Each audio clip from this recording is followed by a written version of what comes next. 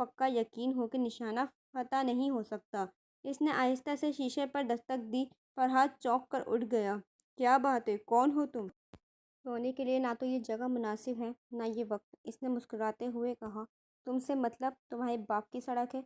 आखिर को फरहाद शदीद फ्रस्ट्रेट था। सड़क तो तेरे बाप की भी नहीं है बाबू, बहुत दुखी लग रहा है। कौन मर गया है? मैंने कहा ना तुमसे मतलब, दफा हो जाओ। फरहाद बुरी तरह चिढ़ गया। तेरा मतलब अगर आज कोई पूरा कर सकता है तो वो मैं हूँ बाबू। आजमा कर देख। वो संजीदा हो गया। तुम चाहते क्या हो? फरहाद को इसका अंदाज चौंका रहा था। ये जगह इन बातों के लिए भी मुनासिब नहीं है बाबू। इसकी मुस्कुराहट लौट आई। मेरे साथ चलो, तुम्हारी हर तमन्ना पूरी हो सकती है, बस थोड़ी सी हिम्मत। इस कदर पुरस्कार था इस शख्स का घर। अगर इसको घर कहा जाए तो इस कब्रिस्तान में भी इतना डर नहीं लग रहा था जितना इस मुख्तसर कबाड़ खाने में लग रहा था। हर तरफ नीम अंधेरा था। सिर्फ एक लालटेन दीवार पर लटकी जल रही थी। जमीन पर गंदी सी